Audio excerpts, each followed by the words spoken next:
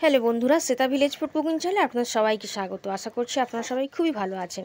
আজকে আমি ডাল পুরি বানাবো, আর ছোলার ডাল দিয়ে কিন্তু বানাবো, আর খুব সহজ পদ্ধতিতেই বানাবো।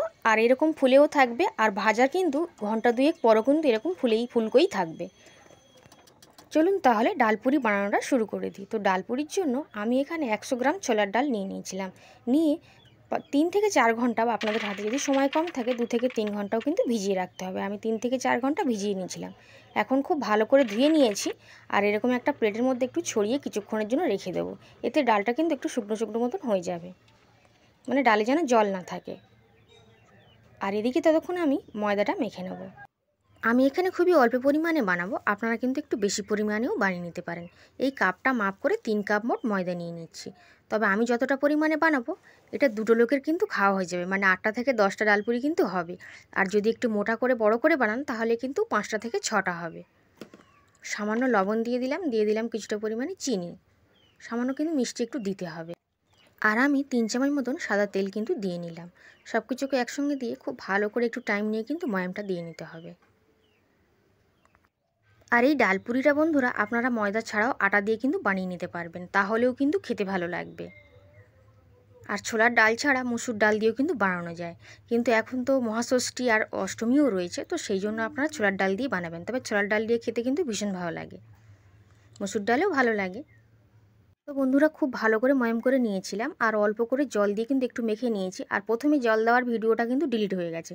তো দেখুন এরকম অল্প অল্প করে জল দিতে হবে, আর একটা ডো কিন্তু বানিয়ে নিতে হবে। আর এই ডোটা কিন্তু খুব শক্ত একটা ডো হবে না, আর খুব নরমও কিন্তু বানানো যাবে না, মোটামুটি মিডিয়াম রাখতে হবে।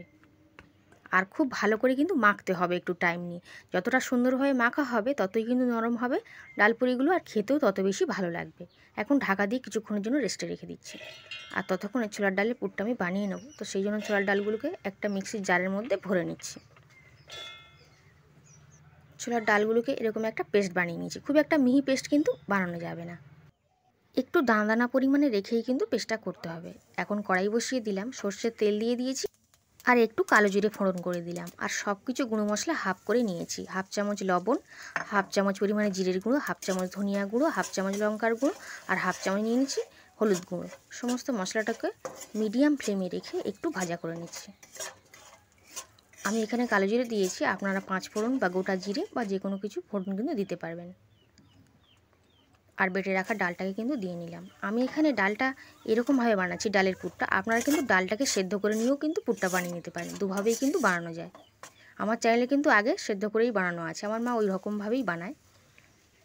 একটু অল্প করে চিনি দিয়ে দিলাম, যে কোনো পুরি একটু মিষ্টি হলেই কিন্তু খেতে ভালো লাগে। যদি পছন্দ না হয় আপনারা নাও দিতে পারেন। তো কিছুক্ষণের মধ্যেই দেখুন পুরটা কিন্তু এরকম ঝরঝরের মতন হয়ে যাবে। তো এখন আমি গ্যাসটা অফ করে দেবো, আর পুরটাকে একটু ঠান্ডা করে নেব। আর এদিকে ময়দা যেটা মেখে রেখেছিলাম আরও অনেকটা নরম হয়ে গেছে, এখন আর একটু ভালো করে কিন্তু মেখে নেব।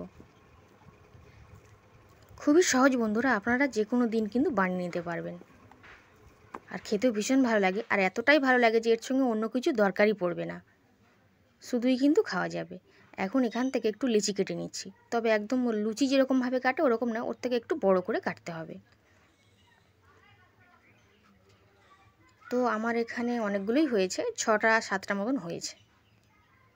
তো এগুলোকে একটু আমি গোল করে চ্যাপ্টা মতন বানিয়ে নিচ্ছি। খেতে কিন্তু বন্ধুরা দারুণ লাগে, আপনারা বাড়িতে বানিয়ে দেখবেন। আর সামনেই তো অষ্টমী রয়েছে, ওই দিন বানাবেন, ভীষণ ভালো লাগবে। এখন একটা ময়দা লেচিকে নিয়ে নিয়েছি, আর একটু আটা বা ময়দা একটু ছড়িয়ে নিতে হবে, নিয়ে এরকম একটা খুলি মতন কিন্তু বানিয়ে নিতে হবে।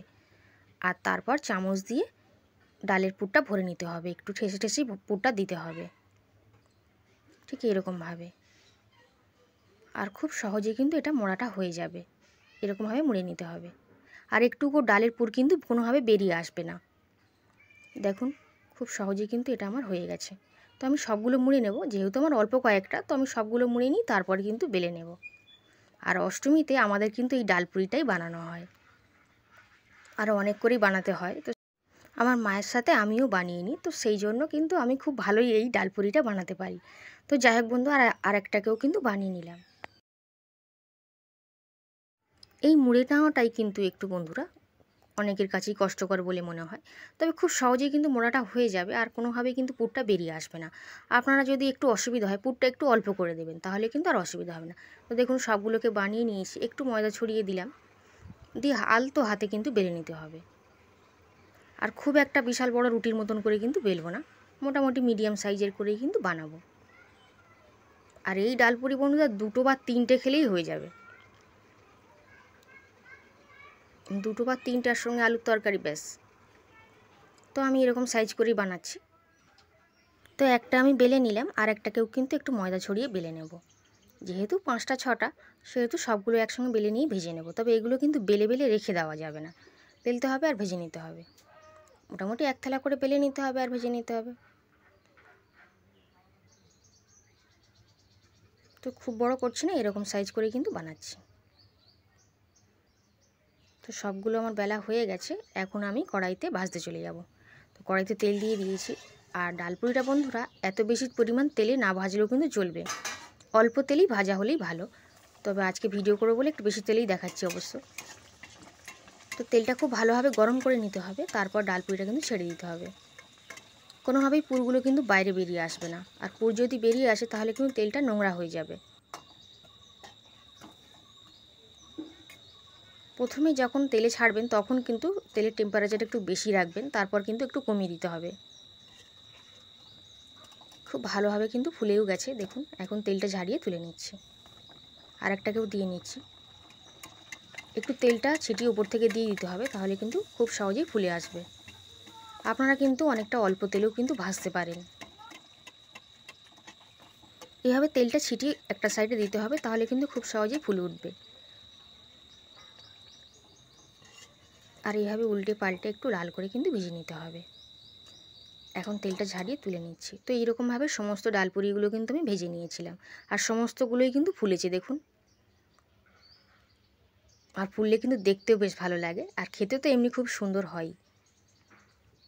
সামনেই তো বন্ধুরা অষ্টমী পূজা এবং ষষ্ঠী রয়েছে, তো আপনারা কিন্তু সেই দিন বানিয়ে নিতে পারেন। আর আজকে ছোলার ডালের ডালপুরিটা কেমন লাগলো কমেন্ট করে কিন্তু অবশ্যই জানাবেন। ভালো লাগলে অবশ্যই লাইক করবেন, শেয়ার করবেন আর সাবস্ক্রাইব করে পাশে থাকবেন। এখন একটাকে ছেড়ে দেখিয়ে দিচ্ছি যে কতটা সুন্দরভাবে রেডি হয়েছে, আর ভিতরের পুরটাও অনেকটাই রয়েছে দেখুন, একদম পুরে ঠাসা। আর অনেকটাই ফুলকো, কতটাই সুন্দর, আর খুবই কিন্তু নরমও হয়েছে। আজ তাহলে এই পর্যন্তই।